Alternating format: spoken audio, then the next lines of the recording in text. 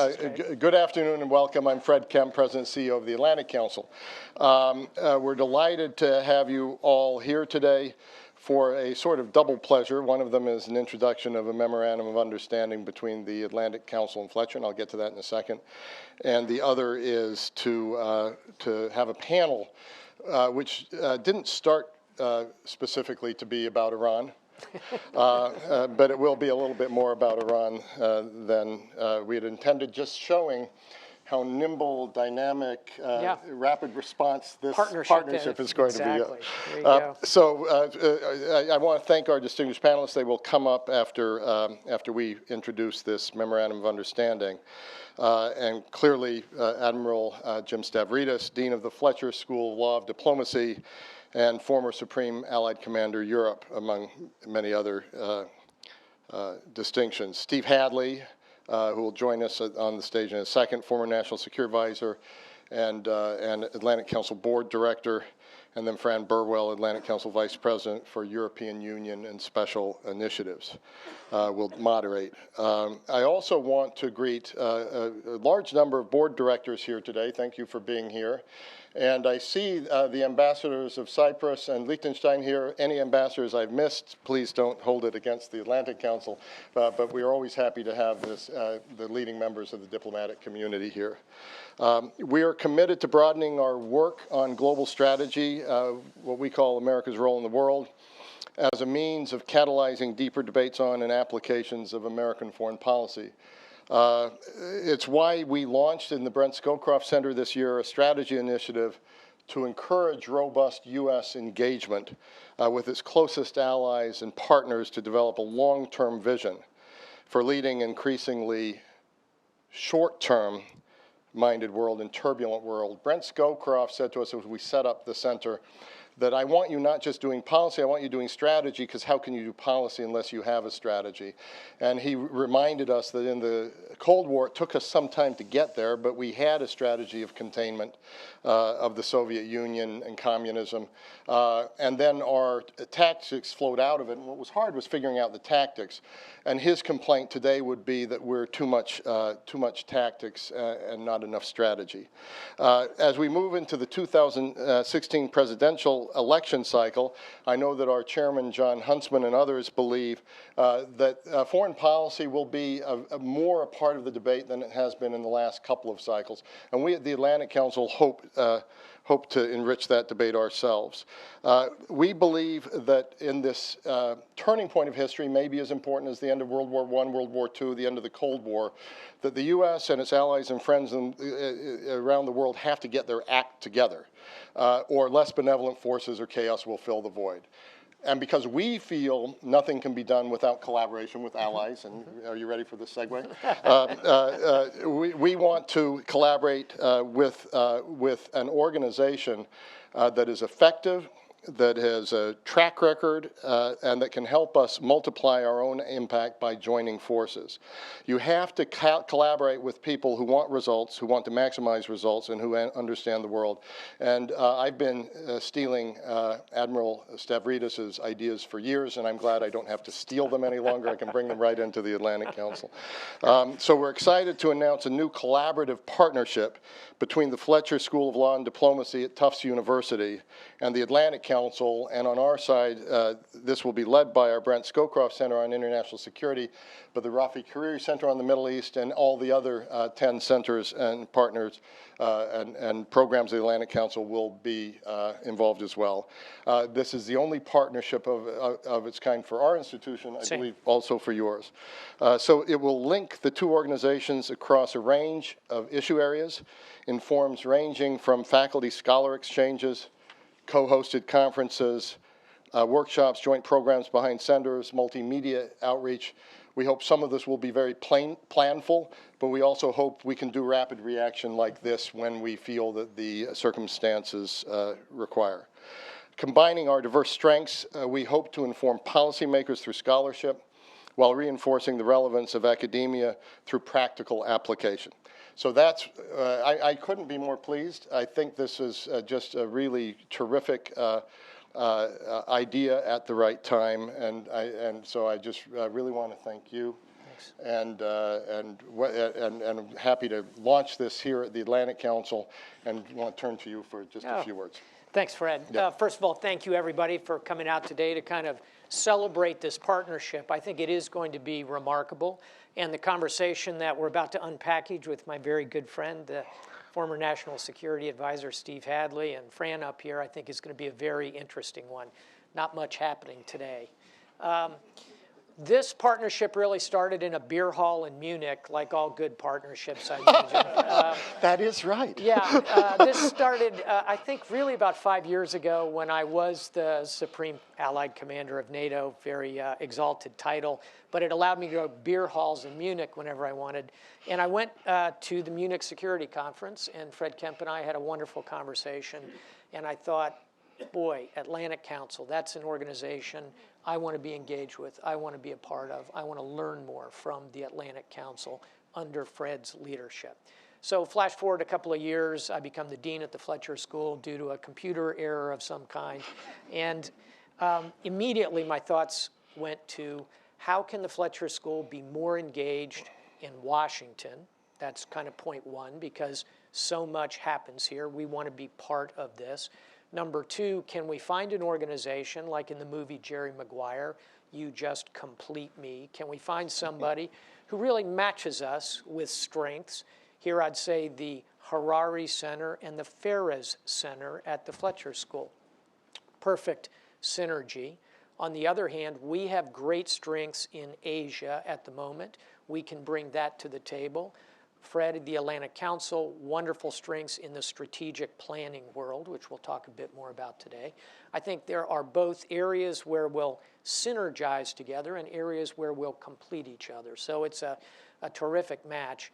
And then thirdly, we are very excited about our students. That's, of course, what we're all about, 700 marvelous graduate students, the opportunity to expose them to this world, to the think tank world, as done by anybody's measure, one of the top think tanks in the world, allows them to have a vision, perhaps to come and work in a place like this, to be exposed to your scholars, and I guarantee you, you will be energized as these Fletcher students come and are part of these workshops and events, and will be very much part of the seed corn of people that move along through ideas. So thank you. From a beer hall in Munich to the stage in Washington. Here we are. Yeah, so before you all applaud this MOU, I just want to tell you that there have been less favorable outcomes from events at that same beer hall. But at any rate, let's congratulate. Thank you. Thank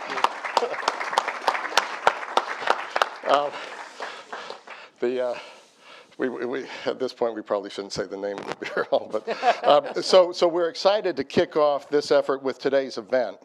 And it was a discussion that started on the ongoing need for interagency reform, which we're still going to be talking about, partly because I believe you're going to be writing something on this for us as well as one of our strategy papers. But clearly other issues arise as well. Admiral Stavridis wrote a fantastic piece in Foreign Policy not long ago about the strategic stakes involved in Greece. We'll get to that, and obviously with Iran. So let me call up the other panelists. So joining Jim and me for that conversation, as I mentioned, are Steve Hadley and Fran Burwell, if you would come up. Steve is among the most prominent Atlantic Council board members. He's our executive vice chair for strategy. He's the co-chair of the Middle East Strategy Task Force with Madeleine Albright in the Hariri Center, and has just been a terrific advisor to everyone here at the Atlantic Council. He formerly served as National Security Advisor to George W. Bush and a founder and principal at RiceHadleyGates, an international strategic consulting firm. He's currently serving on the State Department's Foreign Affairs Policy Board. I won't list everything else he's doing, though I do think the fact that he's a member of Yale University's Kissinger Papers Advisory Board is important. A strategist looking at the papers of another amazing strategist. He's also serving as chairman of the United States Institute of Peace, whom we work with very often on various things. So thanks for being here, and thanks for everything that you're doing leading our strategy initiative. And then Fran will be the moderator. Fran is one of this town's, I would say any town's, leading experts on Europe and the European Union. She's our Vice President for European Union and Special Initiatives. Her areas of expertise include U.S.-EU relations, development of the European Union's foreign defense policies, and a range of transatlantic economic and policy issues. When we want to get something going here, whether it was a global business and economics program, whether it was our young leaders program, we really turned to Fran to get it going.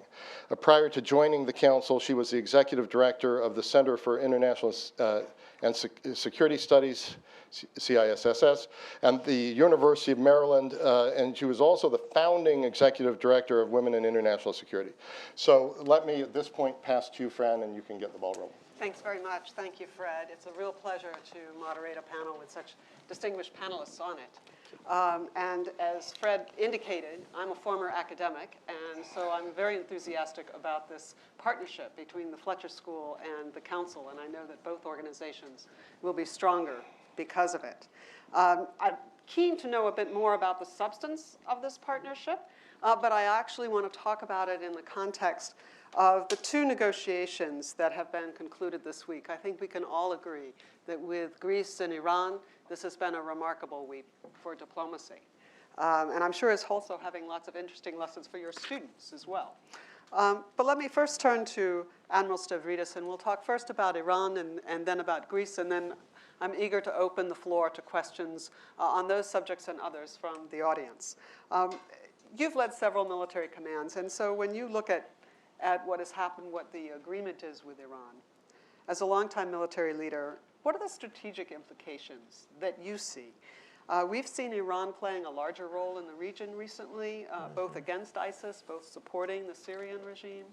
We have the prospect of Iranian oil now coming on the global market. What does all this mean for the strategic balance in the region?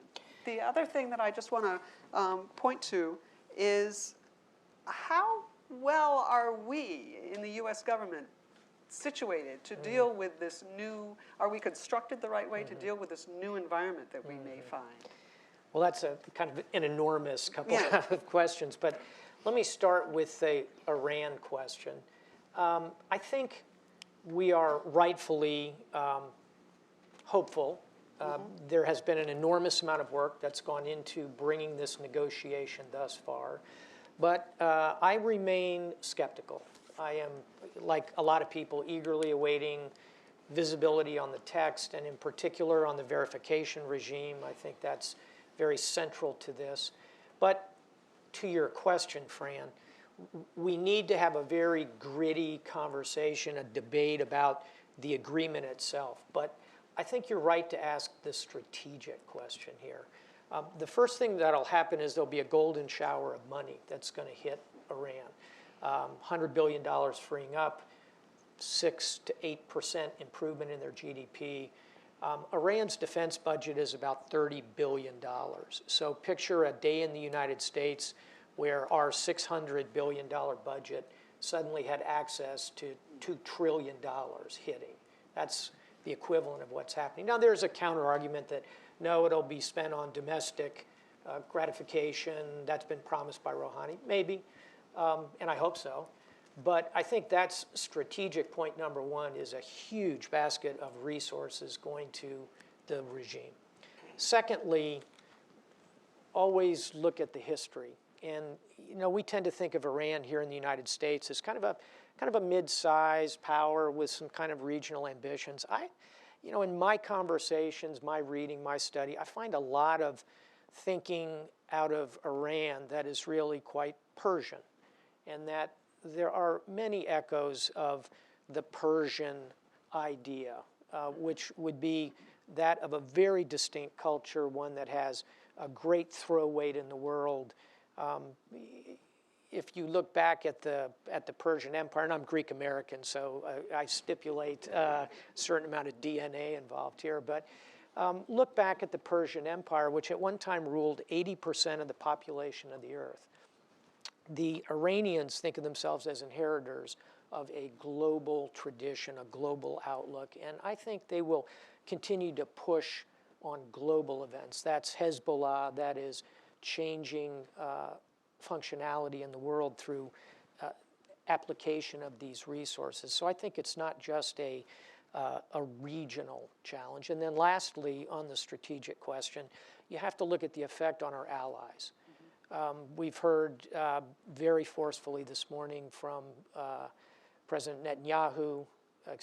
Minister Netanyahu. You've heard fairly forcefully from the Saudis.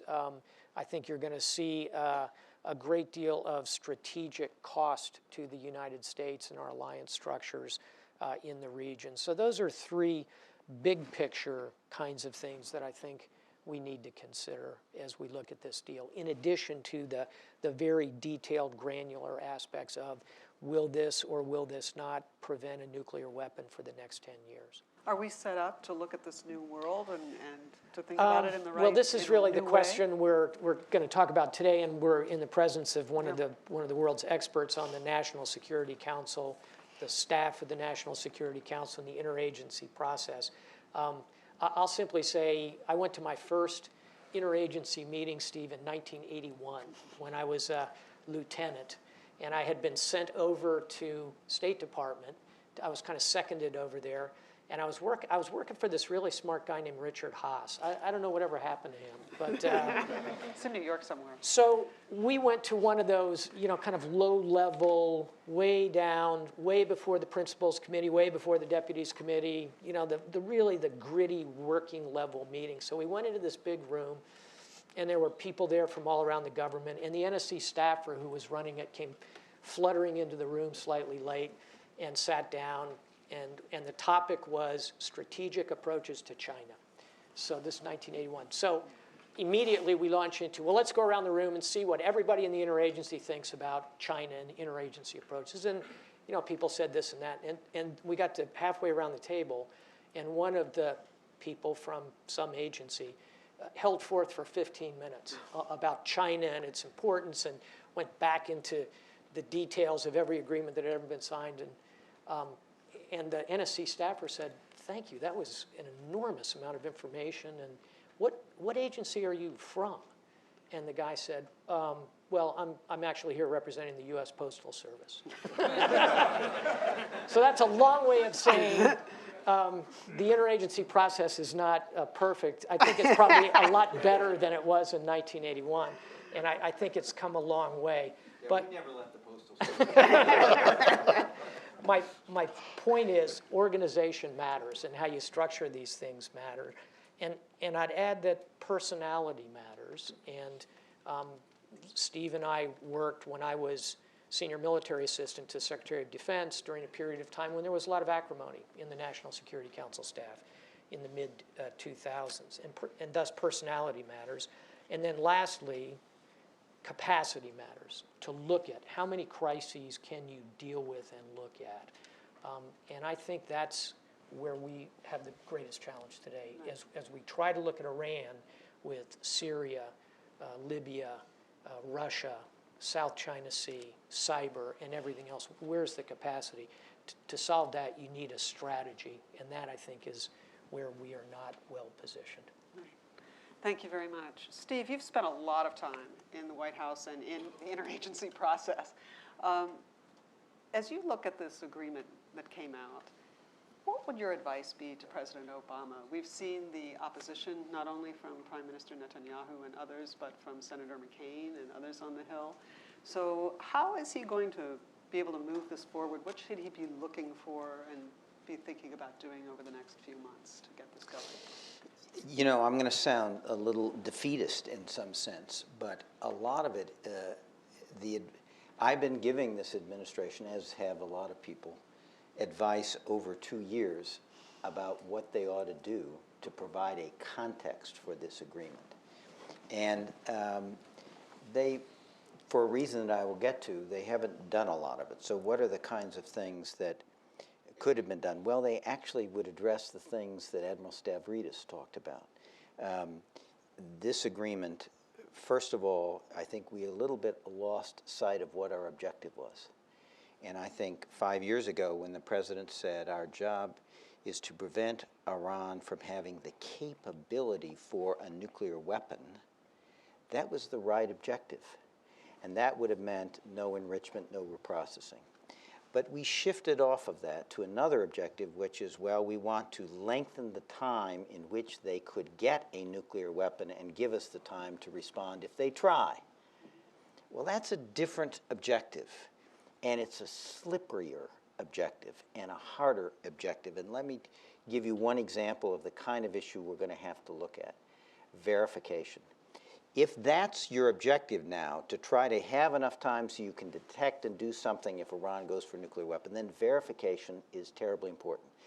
Verification is really hard. We have been doing this for 30 or 40 years. We used to do it in Soviet arms control, strategic arms control agreement, and I negotiated a number of them. But their verification was easy because you're dealing with big things: submarines, missiles, bombers, and you had negotiated inspection and national technical means. And you could have a pretty good confidence that you knew what was going on. But now we sort of moved it into the Chemical Weapons Convention. Now we're moved it even further in towards what is Iran doing inside its program? Where are its centrifuges? Is it hiding centrifuges? Is it hiding stockpiles of materials? These are much harder to verify with limited national technical means. The easiest things are what we could have done if we had kept the notion of no nuclear capability. Bans are a lot easier to verify than limitations and restrictions. So one of the problems is we're now in a world which puts more pressure on verification, and it's not clear to me you can design a verification regime that's going to give you the kind of confidence you'd want to have. So there are a lot of things were done. That was a very important shift, and I think it's going to be the subject of a lot of conversations when the Congress reviews this. Working 2 years ago to reassure our friends and allies in the way Admiral Stavridis suggested, there was a lot we could have and should have been doing to do that. 3, being more active to confront what Iran is doing on the ground in Yemen, Syria. Syria is a tragedy which we have just let unfold, Iraq and elsewhere.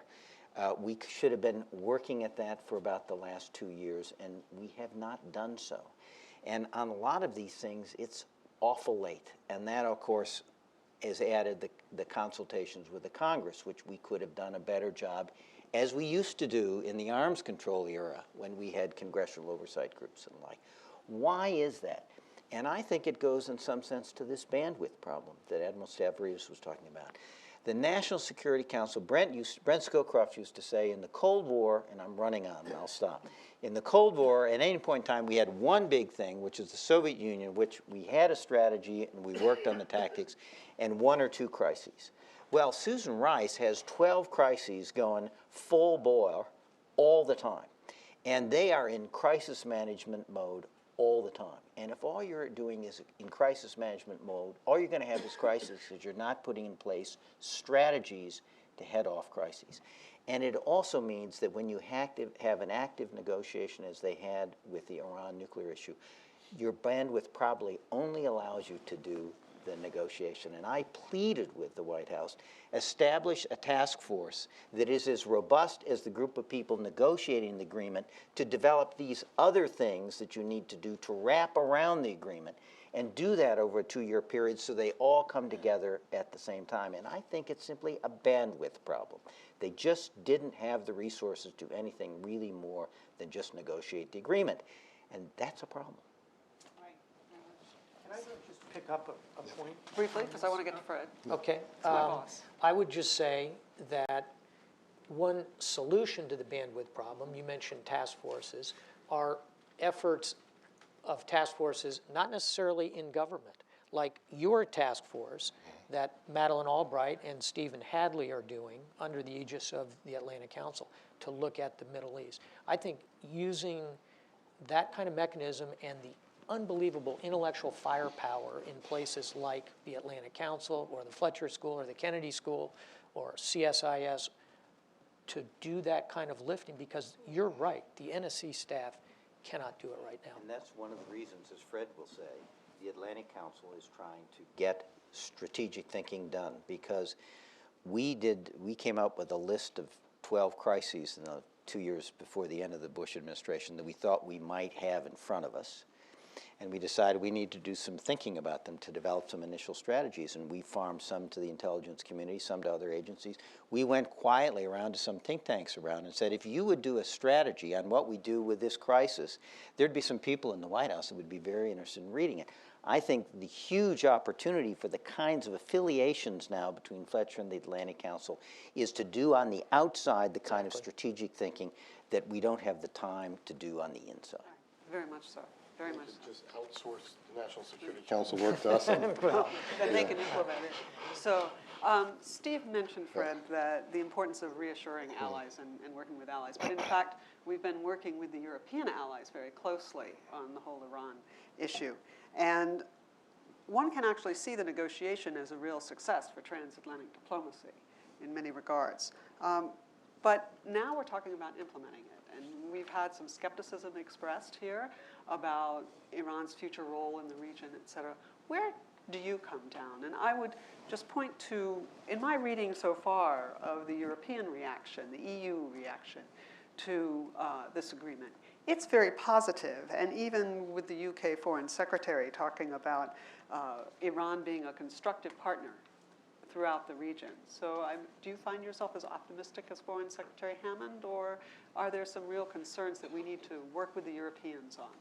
Yeah, thank you for that, friend. First of all, let me concede, like I suppose most people in the audience, and maybe I have not read the 80 to 100 pages and the 5 sort of documents about implementation.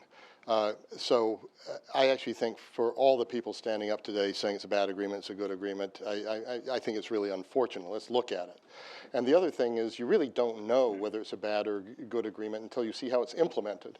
So a bad agreement can be, or not great agreement can be implemented well, and a terrific agreement can be implemented incredibly badly. And we've seen issues with North Korea and terrible implementation.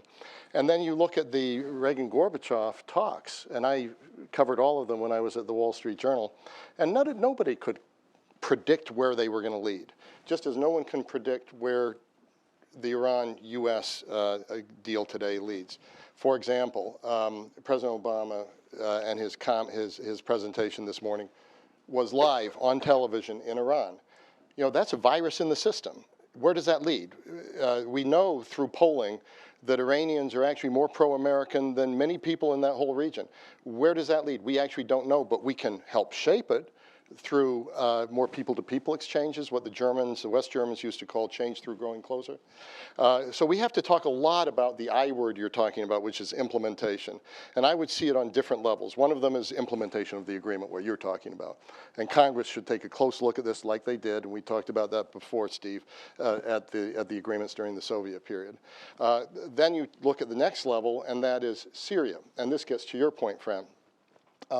There is no doubt that Iran is worried about ISIS, maybe more than we are. There's no doubt that they want to take it on, and there's no doubt that they might see the U.S. as actually a potential ally in doing that. What they're doing in Syria is totally counterproductive. What they're doing with Shia militia in Iraq is pouring gas on the flames. And so if they want to take it on, we're going to have to really talk about that, and maybe we can have a civil conversation about how one moves to a better situation in Syria. I don't know. It's a long way from where we are. Then there's another level, which is our talk with our Gulf allies, and reassurance with our Gulf allies, absolutely crucial in the current situation. Look, the bell ringer success over time is can you get Saudi Arabia and Iran to actually get into talks of their own and help bridge this Sunni-Shia gap, which I think is the most dangerous thing we've got going. And so for me, this is what you've got to look at. And then I just want to come back to the Soviet period again, because it's not equal, we know that, but it has been a sort of Cold War. And I think the Iranians see this as a limited Cold War nuclear agreement, while we've viewed it as something a little broader than that. The real question now is, can we walk and chew gum at the same time? We've limited our scope right now to this nuclear agreement. During the Soviet period, we didn't do that. We had nuclear talks, but we also had the Helsinki process, and we had human rights talks. We had a containment regime, and we were militarily strong. The question is, can we now shift to more of that kind of approach to the region, and then what would that look like? So I think implementation is the really big challenge, and anyone today who says they know for sure this is going to turn out well or badly, I think we just aren't going to know that for a decade or so. I think that's a fascinating idea of a Helsinki process in the Middle East, and would be fascinating to follow that. But I'm going to turn now to the other set of negotiations that has dominated Europe and transatlantic relations over the last couple of months, and that's Greece. Iran is to some degree a demonstration of what we can do when we work together, but Greece shows how difficult things can be in Europe right now. And much of the attention in the discussions about Greece has been on the economics of it. And we can talk about that in the questions if people want to, but I'd really like to focus on the geostrategic. And Admiral Stavridis, you had Fred mentioned your article. We have an agreement right now. We don't know if it's going to be passed by the Greek parliament, or the Greek parliament will do what needs to be done tomorrow. There was a failure overnight to find some short-term liquidity for Greece as well by the Eurozone. So we could have it fall apart. What do you think are the strategic implications of that? And are you still concerned about that? Yes, I think that Greece is not just an economic problem, but its role as a kind of challenge to the European project is profoundly important strategically for the United States. And Eisenhower said, the best Europe is a united Europe. And we have reaped the benefit of that for decades now, since the end of the Second World War. And you can sort of, to steal Emma Sky's evocative title about Iraq, you can sort of feel the unraveling beginning. And I am very concerned that we are not looking at that strategic importance, because if Greece is crashed out, and I think it's still 50-50, then I think you have a Greece that is angry, disaffected, and will become extremely difficult in the councils of Europe. They're still members of the European Union and of NATO, which are both consensus-driven organizations. So to have a member of those organizations who is rebuffed in economic despair and becoming very, very challenged in every way will do nothing but put those organizations in irons, nautical expression meaning your ship sails have no wind in them. And I am very concerned about it. Secondly, Greece's geostrategic position, its geography as this kind of anchor on the southeast corner of the alliance, near the Levant, across from Turkey, Syria, etc. And thirdly, the migration piece, which is building up. Greece will have no capability to deal with all of that. So I think those kind of strategic elements ought to be in the conversation. That doesn't mean necessarily that the Europeans then decide, well, we're going to go ahead and give Greece another $90 billion. They may not, but I am simply arguing it's more than just the economy. It's the geopolitics as well. We haven't heard much of those arguments. We have not. It's been mostly the finance Mostly ministers. from the United States. And that is, I think, our role is to bring that argument to the table, because it's in our interest more than anybody's to have a united Europe. Well, let me actually bring Steve Hadley in on that. We have seen some interest or some comments from the United States, primarily from the Treasury Secretary. What do you think the role of the United States should be? I think the Admiral has made, Jim has made a good argument for why we should be concerned about what happens to Greece and the Eurozone. But on the other hand, one can also argue that it's their currency, and we wouldn't especially appreciate the Europeans coming over and telling us what to do about Puerto Rico, which is about to go into default. So, but what do you think the role of the United States should be? You've had to advise U.S. presidents on what the U.S. should do in particular situations. Well, you know, one of the problems is we're focused on Greece, but I think Greece is both a cause, but Greece is also a symptom of the problems that Europe is facing today. And it is a crisis that I think is brought on in some sense because the EU has been an elite project brought to the European people by elites. And whenever the populations have had an opportunity through referendums to have a referendum on the EU project, I think roughly half the time they've turned it down. So one of the problems is that there is a crisis of legitimacy in the European project within the European people. And that's really the problem they're going to have to come to grips with. And that's the extent to which I think Greece is a symptom and as well as a cause. And so the issue then becomes, well, what does the United States care about it? And I think we have to, again, look at the history. The European project, which really began after the end of the World War II, and you know this very well as a student of this period, was always an American-European project. It was something we were going to do together because 2 world wars showed us that the United States' interests are grievously affected by what happens in Europe. And we needed a Europe that would have some coherence, some prosperity, some stability, and some peace. And so the European project was a joint American-European project very much in our interest. And I think one of the things that happened after the end of the Cold War, and as the European project seemed to go forward with Maastricht and all the rest, is Americans kind of took their attention away. We figured, you know, it was largely been done. The Europeans can finish it themselves. We've got other fish to fry. 9/11, you know, you name it, the whole list. And a couple things have happened. One, we have now seen the problems in the design of the European structure that have now emerged in this crisis and need to be addressed. And then secondly, Russia has changed its policies about 2 years ago, and from a system where Russia seemed to be converging with Europe, we're now on a diverging path.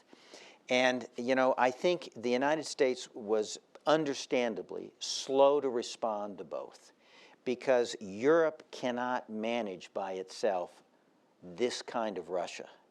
And I think Europe continues to need the advice and counsel of a friend to try to help the European project succeed. So I think the United States needs to re-engage.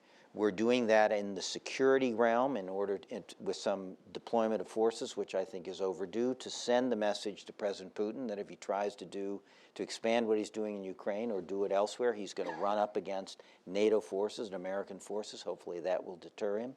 But we also need to get involved intellectually as friends and partners to do what we can to help the Europeans think through this crisis in the future of Europe. Because if the European project fails, I'm not quite sure what the alternative. And then that is one of the things that Fred ought to talk a bit about, because the Atlantic Council, even despite its name, like a lot of think tanks in Washington, talked a lot about what Europe and the United States could do together and not so much about what the future of Europe is going to look like.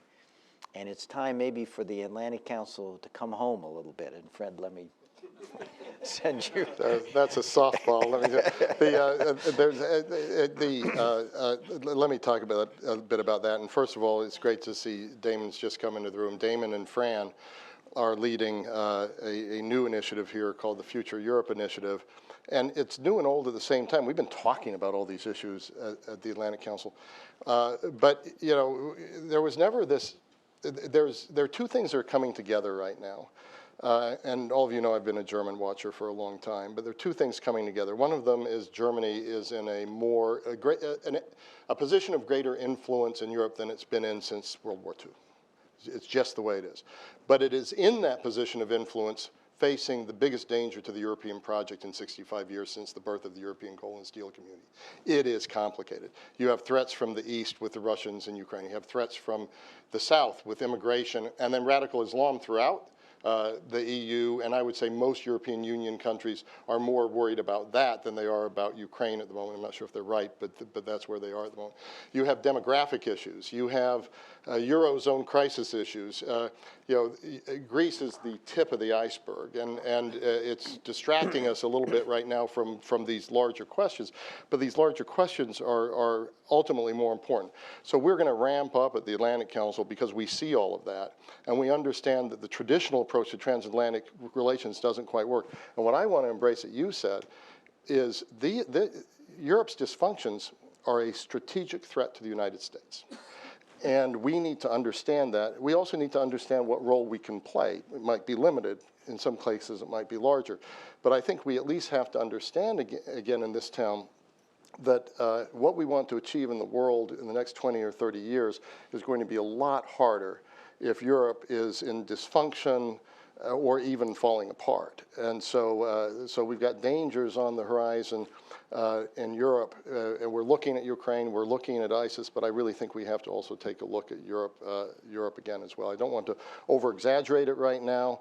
It could turn, you could turn things in a positive direction right now, but if you do positive scenarios looking out 20, 30 years, if you do the three scenarios as you always do in these strategic foresight things, you do positive, you do negative, and you do in the middle, it's really hard to work the positive one right now.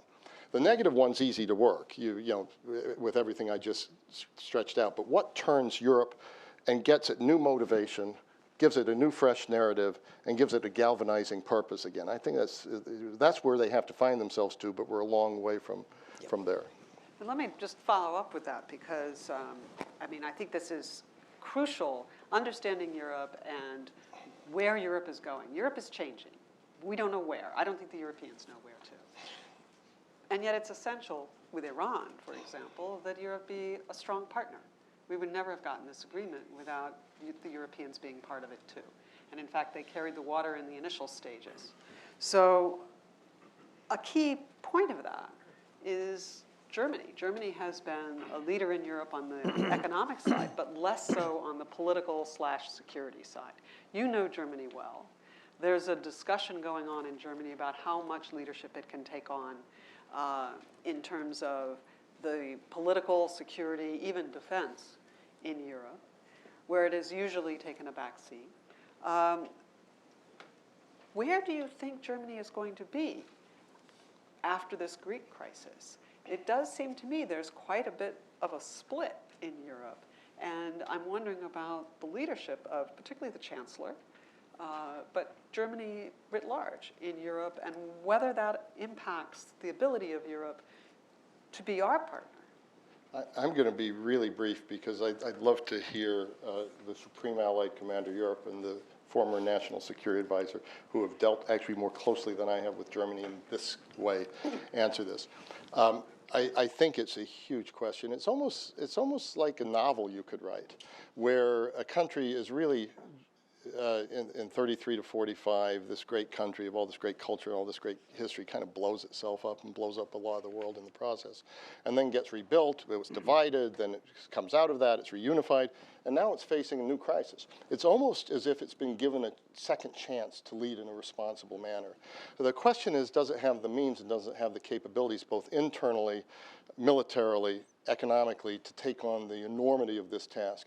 And the answer is, it is too big to be equal to the other European players, but it's not big enough to take this on. And so it has to take this on in unity with others. And I worry about the fragmenting of the French-German relationship. I worry about the drifting away of the British toward Europe. And if the Germans don't have the British and the French to work together to solve these issues, then I don't know how in heaven's name you stand up to Vladimir Putin or solve all the other issues we're talking about. So I think Germany's going to have to show, and the other thing is we've been very lucky with Chancellor Merkel. I'm not 100% sure, seeing what's coming after, that we will continue to be so lucky with German leadership. So Germany doesn't want to lead, it has to lead. This is another reason why the U.S. ought to be there, because most of the challenges externally that Germany is and Europe are facing is actually too big for Europe as well. And so I think this is a much trickier moment in history than is generally recognized here. It really does rest on Germany's shoulders, but it's got to be in a European coalition. The moment doesn't exist. And then again, you're right about the North-South. If you travel in the south of Europe right now, the attitudes toward Germany are not positive. And the attitudes toward austerity are not positive. And one shouldn't overestimate that, but on the other hand, you see old historical slogans and animosities coming a little bit more up and seeping up at the moment. Right, yes. Do either of you want to comment on Germany? And then I do want to get to the audience. Let me make Steve, one please. thing on this. I think Fred's comment shows the problem and the peril in Europe, because the real question is, who speaks for Europe today? And who has a vision that can motivate all of Europeans? I mean, and others are more expert than I, but I think the European project has become a heavily bureaucratic exercise. They have their systems and their processes. I think it's not a very strategic exercise, and I think it's lacking in vision and lacking in leadership, and I'll give you one example. We're partly in the Ukraine crisis because when before the Maidan, when Ukraine was talking with the EU, and you know this better than I, the proposal from the Russians was, let's sit down, the EU, Ukraine, and Russia, and talk about how Ukraine could move closer to Europe without impairing economically Russia.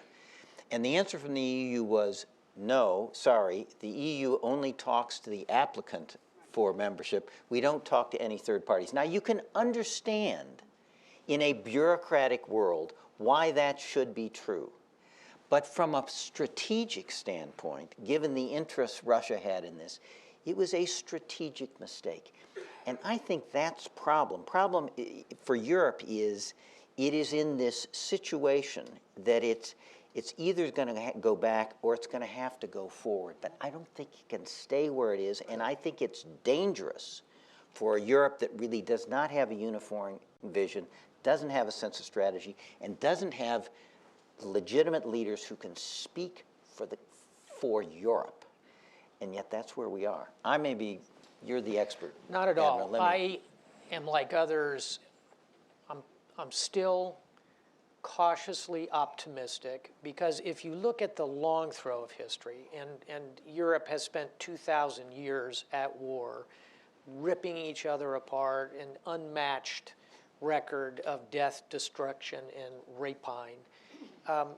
Yet in 70 years since the end of the war, they have managed to kind of put something together. And it is very bureaucratic, and it's lacking in vision. I agree with all that. On the other hand, so much of life is compared to what? And, you know, compared to where Europe's been for 2,000 years, they've moved strongly. And I think the human capital is very strong there, the capability. And, you know, the numbers are really quite impressive. This is a $16 trillion a year economy. It matches our own in size, slightly bigger, correct. So there's the material there. The threat I would underline, and you kind of flipped it out as one word, and I bet very few people noticed it. The word is demographics. In so many ways for nations, geography is not destiny, demography is destiny. Right. And the lights are going out, population-wise, in many parts of Europe. And that, I think, is the real challenge. And, you know, I asked the Polish commander once, well, you know, your population's really declining quite a bit. He said, oh, we know how to solve that problem immediately. I said, oh, that's great. He said, the women need to have more children. I said, well, that's terrific. Spoken like a man, right? Yeah. More thought, seriously, needs to be devoted to that piece of the problem, along with all the other questions that Fred so aptly raised. But put me down cautiously optimistic, taking full accord with you, Dr. Hadley, on the overall vision of the project state. Well, I'm also known around the Atlantic Council as being cautiously optimistic about Europe, but I think the leadership issue is one that really we need. We have Chancellor Merkel, and then we are not clear where that the leadership vision is coming from in Europe. I want to say one thing on this. First of all, as you say this, we lost a real terrific person this week, Philippe Misfelder, a 35-year-old rising star of the Young Union through thrombosis and lung. And so I just want to say his family, Germany, those of us who knew him respected him a great deal. It's a great loss, and he was a great hope for the future. On demography, it's not just the demography of it's also you're not integrating minorities that are growing faster. The United States would have a demographic problem if we didn't encourage immigration and integrate. That's, you know, nations they all get a superpower, and our superpower, although we're flawed, is integration. We bring bring nations together here. And we fail in a lot of ways doing it, but the Europeans don't even want to try. And that, I think, is the highest risk for Europe going forward.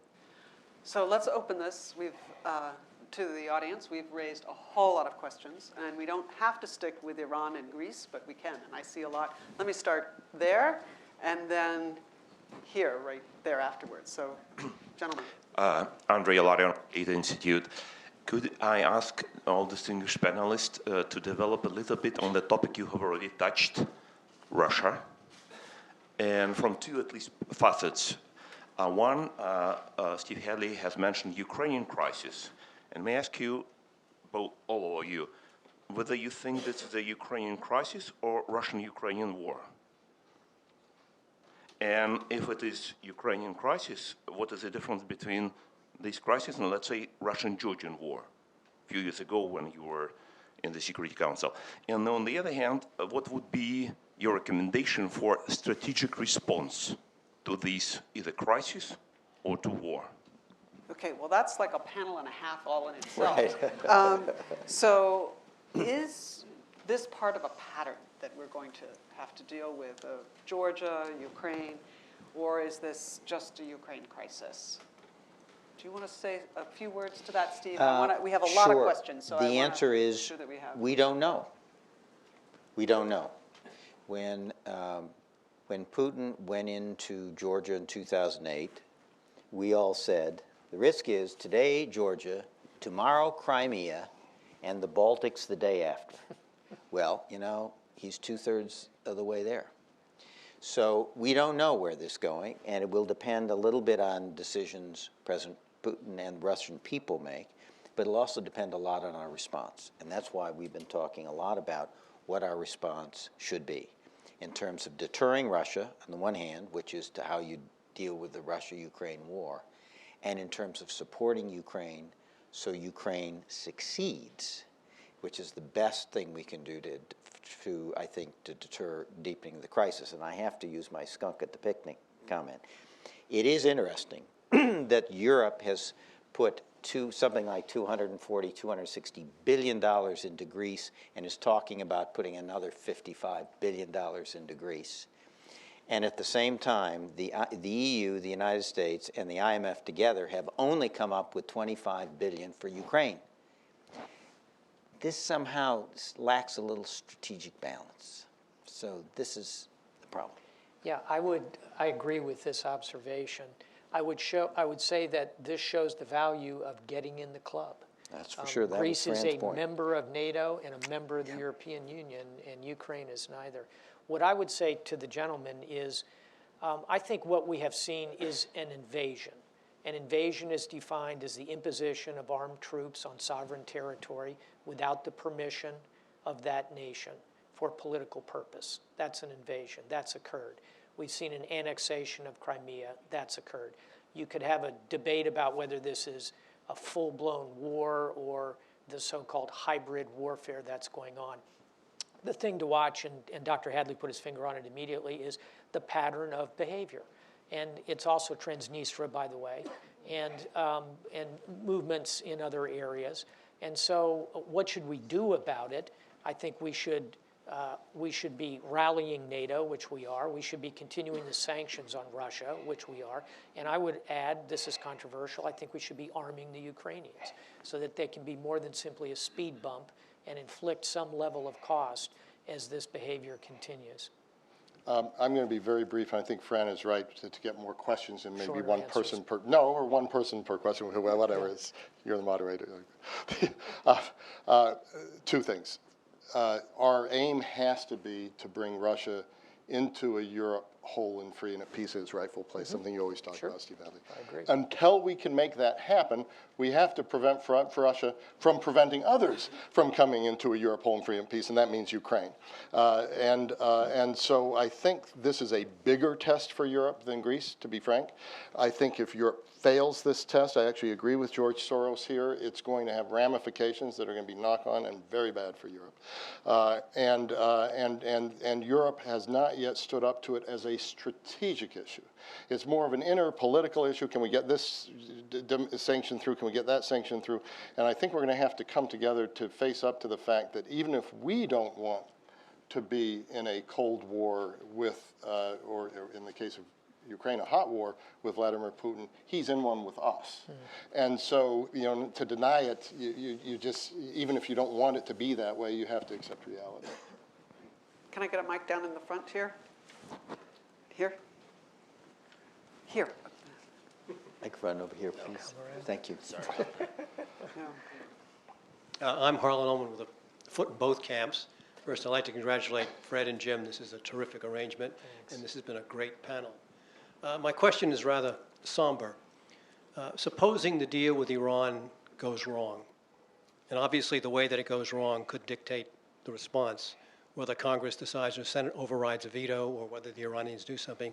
Could you speculate on what you see could happen if this deal is not consummated and if it turns out to be a no-go? I think that if we don't have this deal, we revert to sanctions, facing the fact that we're going to see diminishment and lacking enthusiasm from some of our partners. Again, to your point, Dr. Ullman, depending on how it goes bad, if it's perceived that the U.S. simply puts a spike in this thing, we're going to have a great deal of difficulty rallying more support. But we will try to keep a sanctions regime in place, and I think we start to look at options like cyber, special forces, more coordination with other allies in the region, notably the Israelis, and we start to examine options, kinetic options, hopefully short of a full-blown war. I'm not a believer that this is a choice between this agreement and a war. I think there's still middle options in there, as I've just discussed. I need to remind everybody, this is the second time we've reached an agreement with Iran on their nuclear program. And the first time was 2003, 2004, when the EU3 reached an agreement with Iran in which they suspended their enrichment program and were negotiating with the EU3 to get rid of it altogether. And what changed was the politics in Iran and the election of Ahmadinejad, who ran on the platform that the Iranians who negotiated that agreement were traitors and should be thrown into prison. And one of those was Rouhani, now president of Iran. So we've had one of these come a cropper on politics. The North Korean agreement came a cropper on other grounds in the 1990s. So these are not done deals. They are difficult to implement, and a lot of bumps can come on the road. And the burden for that is going to be largely on the next president rather than this one. We got the gentleman back here in the middle.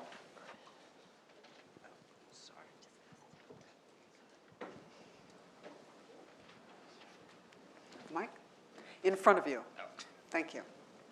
He's been patient. Yes, Meto Koloski, United Macedonian Diaspora. Today, the Bulgarian foreign minister spoke at CSIS and basically said that the Western Balkans have to be integrated into EU, otherwise the Europe Whole Free and at Peace project would not be complete. And so I'd love to hear your thoughts on sort of what the Greek strategy should be now that, you know, it is facing this obstacle, but they've always said that foreign policy, they're very strong.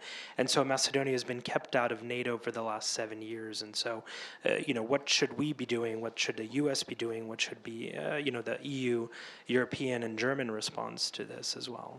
Let me actually, we're at the Atlantic Council ramping up for the 2016 Warsaw NATO Summit. And one of the issues on that is enlargement in general, and Montenegro as well. And we had a discussion the other day with some of the Georgians about the possibility of MAP. So is this the right time to be talking about this, to be talking about NATO enlargement, or a year from now? I think each nation is a sort of individual case. My personal view is Montenegro and Macedonia are both ready for membership. I think the obvious problem for Macedonia is solving the Greek issue with the name Macedonia. Again, I'm a Greek American. I think I understand it. But I think the Greeks at this point probably have larger fish to fry, as the saying goes, and larger glasses of ouzo to drink. And I think now would be a good time to answer your question, what should people do. The United States, I think this is a good opportunity to send a terrific career diplomat to try and negotiate this thing. It might be a good moment to give it a try. It's an example of what Dr. Hadley's talking about, where sometimes a friend from the outside can lean in and help solve a problem. Yeah. Let's get another, goodness, in the back there. Did I see it this side? Yeah. Thank you very much. First of all, congratulations for the new partnership between the Fletcher School and the Atlantic Council. My name is Nicholas Hutt. I'm a student at the Fletcher School. I'm from Germany, and I work for the delegation of the European Union, so this feels like this is tailor-made for me. My you question, remember the Atlantic Council? You are now. my question is, you've been talking about your experience with Europe and your the transatlantic partnership, which was fostered during the Cold War. For me and my generation, which grew up after the Cold War, it feels utterly difficult to regenerate and get a better understanding of what our generation can do for a better rebranding and rejuvenating of the transatlantic partnership, especially when we look at where the United States is looking now towards Asia and how the pivot to Asia, both military and politically, is going towards. So my question is, in your different positions, what would be your proposal to figure out a way to bring our generation into that dialogue to make sure that the transatlantic partnership is being bridged into a new generation? Thank you very much. I think this is a key question. I certainly have had my experiences, particularly in Germany recently, with, shall we say, very lively discussions of the Snowden revelations and NSA, as well as I do a lot of work on the Transatlantic Trade and Investment Partnership, so I hear a lot about investor-state dispute settlement, GMOs, and other exciting issues like that. But the question, and I'm going to start with Fred, of how do we get this generation that came of age during the Iraq War, the European generation who were politically awakened during the Iraq War, and Guantanamo, and now Snowden, and all sorts of other things, where perhaps the view in Europe, for whatever reason, whether you agree here or not with those policy choices, they're not viewed that positively by some in Europe, and particularly Germany. And how do we rebuild that bridge in the places where it needs to be rebuilt? Yeah, it's so interesting. In Berlin, I probably, among intellectual classes, thinking classes, the anti-Americanism is pretty high right now, Snowden, NSA, and everything else. Yet when American movies, I think 24 was just there when it was House of Cards, but one of them was just there, and there were tens of thousands of people wanting to be extras in that movie and film, and they knew everything about it. So I'm one of these believers in transatlantic communities instead of a transatlantic community. And I saw, I went with my daughter to the Taylor Swift concert last night, and there were a lot of people with European accents, and there were people holding signs, you know, Portugal greets Taylor Swift, you know, so that's one form, right? You can be a Swiftian or whatever they call themselves. The other form is technology and venture capital. There's this interesting community there. There's another form of scientists. There's another form of people. We have a Millennium Leadership Program at the Atlantic Council, which is very vibrant, very strong in next generation, and it brings together people interested in the environment and in energy, and there's a very good young group there, and we have European members of the class of, Damon's at 22, 24, that we picked from 800 applicants of the best young people around the world, and there's a good contingent there from Europe. But I think what we have to do is we have to focus on it again, but not in the traditional way of, although I love our Young Leaders Program, Millennium Leadership Program, I think that's one way.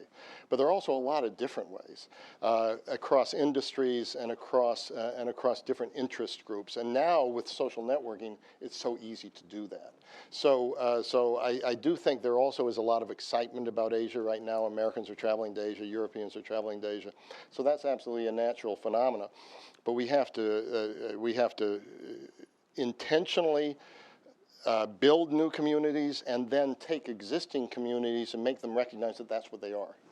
I think we recently did a U.S.-German consultation of young leaders, and it was interesting that they wanted to focus in their report a lot less on foreign policy issues and more on communications among themselves or across the Atlantic, and on such issues that have proven so difficult, such as privacy.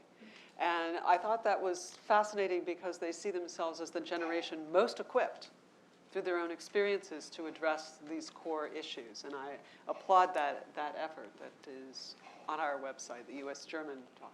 So let me see, we've had a lot of questions from over here. Let's have a question here.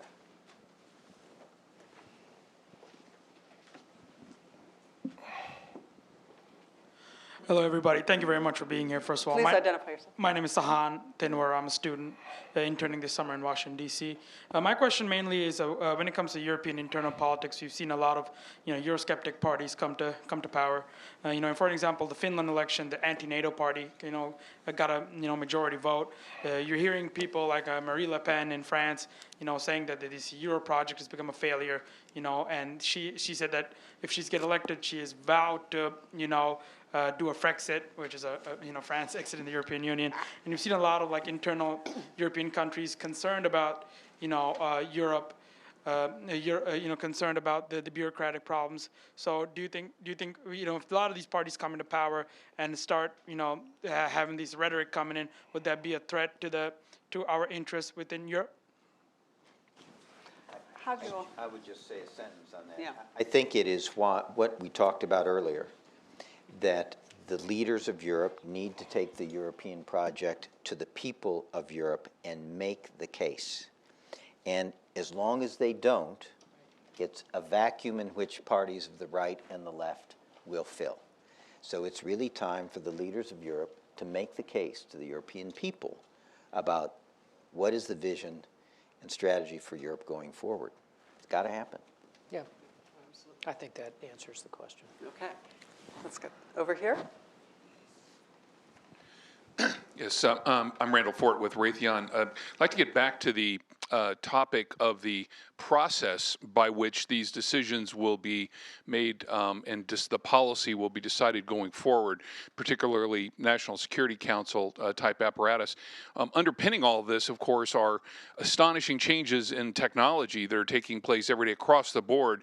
The Internet of Things, hundreds of billions, soon to be trillions of things connected, virtual reality, autonomous systems, 3D printing. All these technologies will combine and converge in ways unforeseen today, but will probably have disintermediating impacts on both polities and economies. So just wonder, as you think about those technologies, where do you see, how do you see those having an impact in the ability of our decision-making apparatuses to make decisions in a time scale that is somewhat analogous to the rapidity that these technologies are changing? Let me add one thing to that, and it's not just those technologies, but for example, on the Greece negotiations, we had the remarkable ability to kind of have a ringside seat, and through Twitter and other things, you knew almost instantly what was going on, and people in the negotiations were tweeting out about what was going on, in a way that would never have happened. Yeah. How does this real-time diplomacy work, and how does it work with... And what impact should it have on the interagency process in the NSC? Yeah, we are at Fletcher building a center to look at exactly this. It's named after Edward R. Murrow. It's the Murrow Center.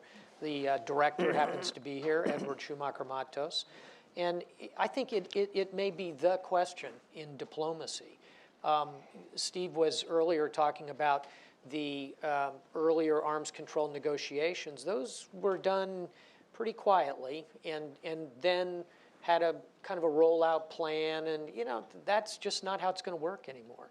And so I think the premium will be in this deluge of information that you correctly identify.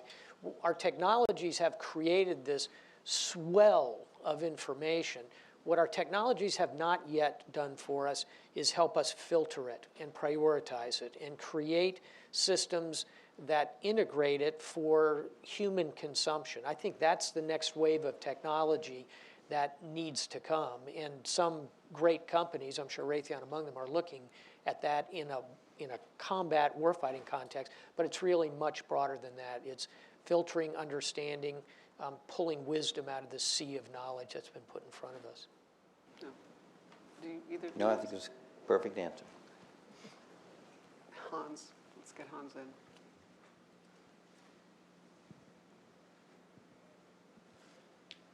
First, let me just Hans Benendijk from Fletcher, SICE, a number of other places now.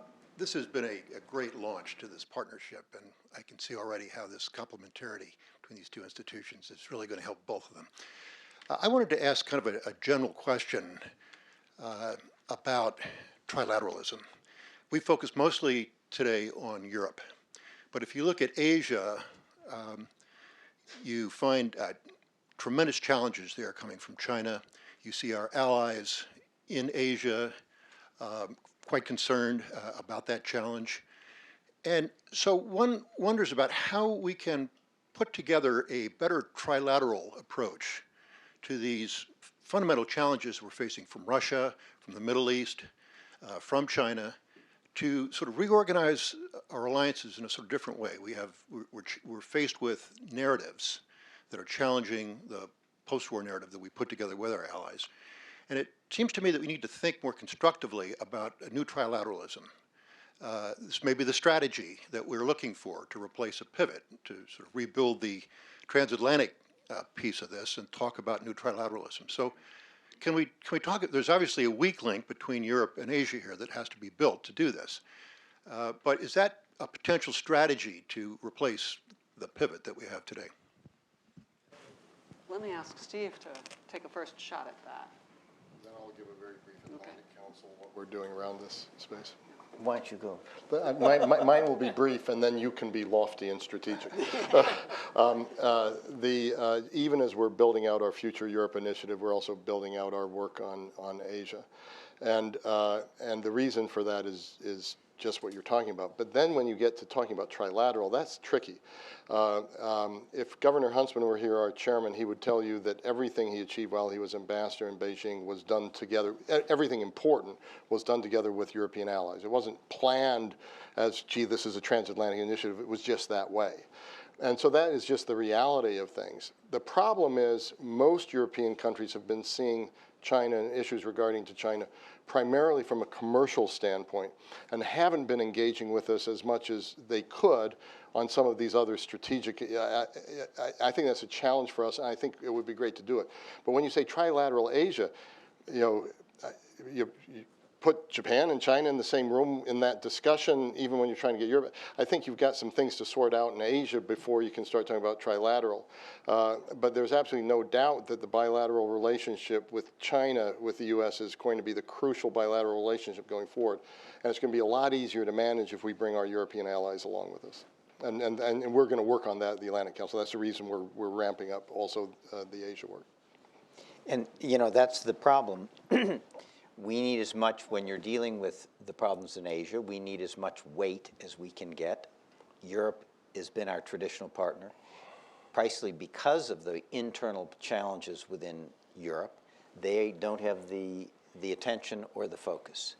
And Europe, if you talk to people in Asia, they say Europe shows up economically, it doesn't show up at all geopolitically. And yet they should be our geopolitical partner in help managing the challenges of Asia. So I think the sequence has to be, we need to help Europe get its house in order and reestablish its vision and strategy and get support for that vision, and then work with Europe so they can be not just an economic player in Asia, but our geopolitical partner in working with our other friends and allies in the region to manage the challenge. The other thing is, I think, we all say about these three things, I think we got to recognize how interconnected we are. And the way I would say that is the pivot to Asia is going to, its success is going to depend more on how we handle the Russians in Ukraine and the ISIS in the Middle East than it is going to depend on the number of basing agreements we sign up with Philippines and Vietnamese and all the rest. There is a connection now in the world that we've never seen before. And what happens in one place has global implications. And that's one of the things that compounds the management challenge, because everything is now connected with everything. Can I add a thought on that? Because we're now approaching the end of a wonderful 90-minute discussion about world strategy, and we've really talked about Europe, European Union, and we've talked a lot about the United States and its role in China and how it fits together, the trilateral question. As is so often the case, the missing huge component is India. We never seem to kind of think about India. They don't come up in many conversations. It's exactly Dr. Hadley's point about have not been geopolitically engaged, and yet if you look at the throw weight of India going forward, its population, it'll soon overtake China as the world's most populous nation. It's a democracy. It's got linguistic links with the world that are powerful. I think as we think strategically about the world, maybe not this decade, but as we go further into this century, I think India is going to be a much more important player than we often give credit for sitting here. So perhaps not trilateral, but quadlateral, but really thinking about India, which is very different than the Asia that I think was in your mind. And in the spirit of our collaboration, I'd like to invite you to our conference November 23rd and 24th in Mumbai. Excellent. On megacities and homeland security. So, Excellent. So, as well as all of you. let me get, is that Ian way in the back who's got his hand up? And then Ian. we'll come to this person over here. I think there's a bomb heading our way. No, it's a softball. I want to bring you back to Ian Brzezinski from the Atlantic Council. I want to bring you back to the beginning of the conversation about the NSC. And I see up on the panel one individual who's run the NSC, and I see on the panel a person who's had sort of an outside view of the NSC from within the U.S. government. It's a combatant commander, special assistant to the Secretary of Defense. Are there any recommendations you would have about how the NSC should be restructured or adjusted so that it can more effectively contribute to strategy in U.S. policy? Dr. Hadley. Well, this is a long conversation, and it is one of the things that I hope could be an aspect of this new partnership, because in the strategy initiative, which we've gotten off the ground, one of the things we've concluded is that in addition to national strategies and regional strategies, we need to talk about processes and organization so that we can achieve our national security objectives in this very different world, and that takes into account the, all the various shifts that we foresee that are in the Strategic Foresight Initiative and all the both challenges and opportunities of technology. So the bottom line is it needs to be rethought. It needs to be rethought, and it needs to be restructured. But the essence of it, I think, is that it still needs to be focused on enabling the president to play the role that the president plays in foreign policy, and it needs to be focused on presidential initiatives, because if the NSC is not pushing the president's agenda, no one else in the government is going to do it. And it needs to be focused on those things where there needs to be a coordination of policy to bring all elements of our capacity to control. And stop. Stop.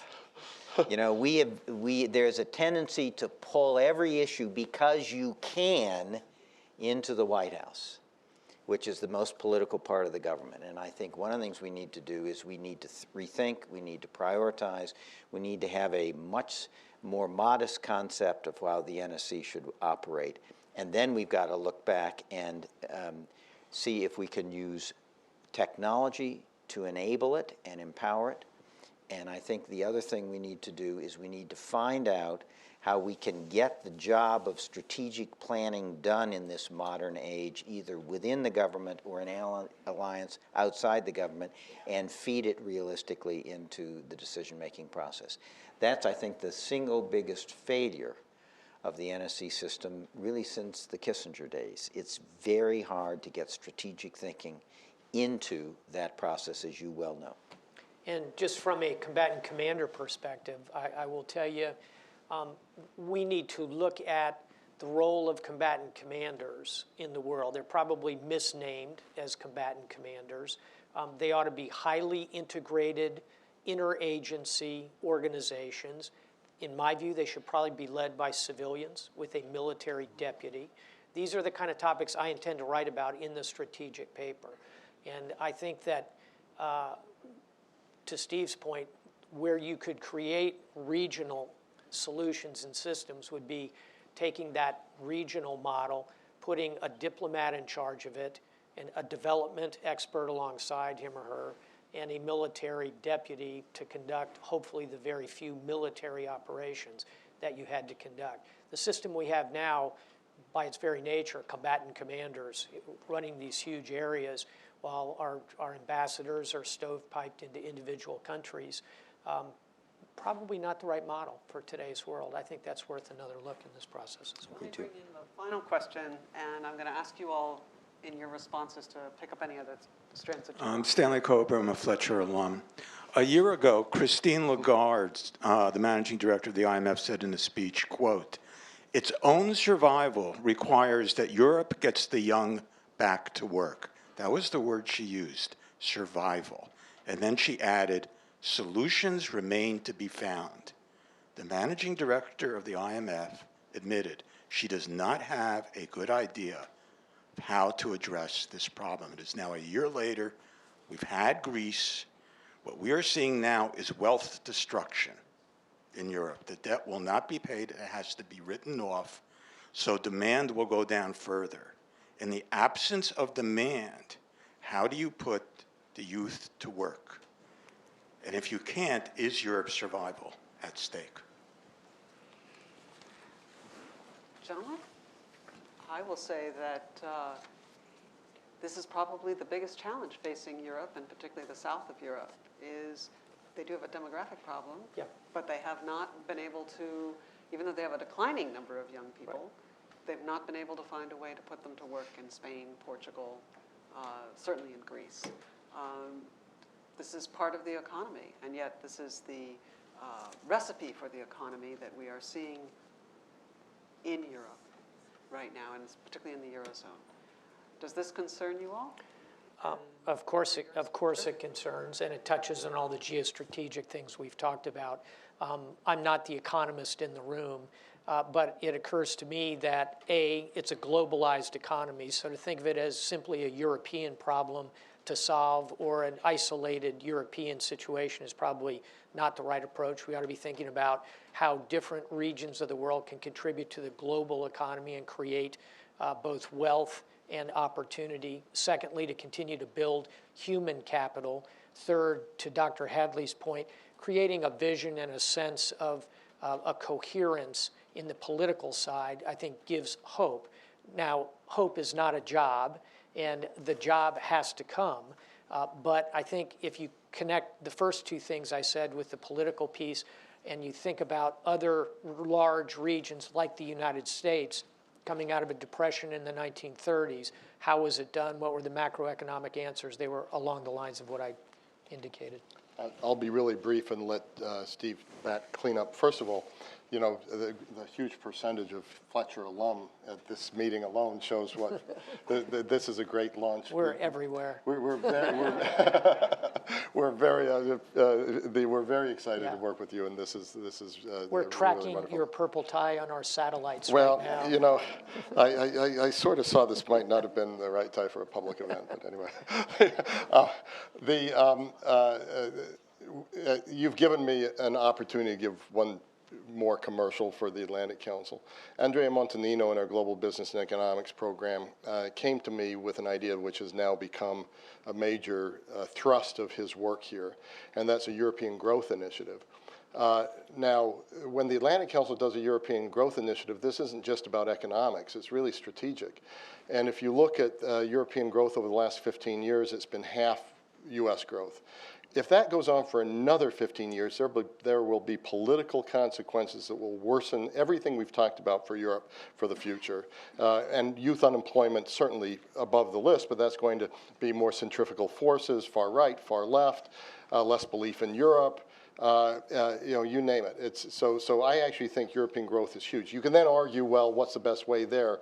I know austerity alone is not the best way there. You know, austerity plus, when you follow that up with other things, could be okay. If Boyden Gray, our board member, was here, he would spend about a half an hour talking about deregulation, and I think he's not wrong. And so I think there's a lot of things to talk about it, but I think we have to elevate the discussion about European growth from an economic argument to a strategic argument.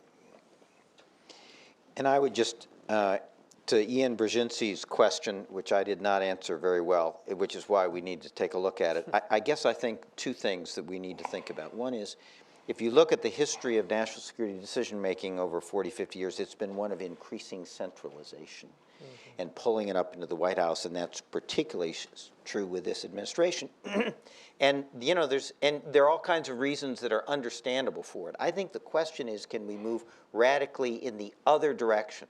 Are the number of problems so numerous and complex that we're not getting the most out of the resources we have, and we need to push things down? We have to have a more distributed process that empowers and enables people down the organization, organized in sort of task force formulations to deal with problems. Secondly, the leverage of governments goes down every year with the new entrants in terms of business and NGOs and empowered groups of all kinds and empowered individuals in a growing middle class that are making more demands of government.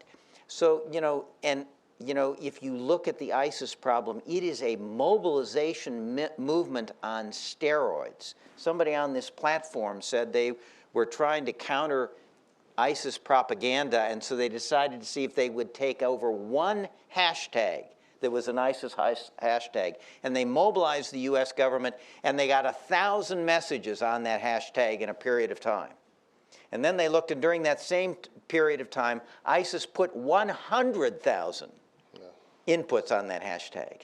So the real challenge is, can we mobilize all the resources of our society to deal with the kinds of challenges we face? That's a whole different way to think about the interagency process. And we need to be thinking in that space. So thank you all very much. It seems to me that we've had an excellent, superb panel covering a truly remarkable couple of days with the Greek and Iran negotiations. There's a tough slog in front of both negotiations. Both of them could go off the rails. But there's also a third negotiation that's been concluded, and that's the Fletcher Atlantic Council. And so we hope that that negotiation will help provide the strategic insights that will help the other negotiations go forward the way they need to and be implemented. So thank you very much, gentlemen. Thank you for the opportunity.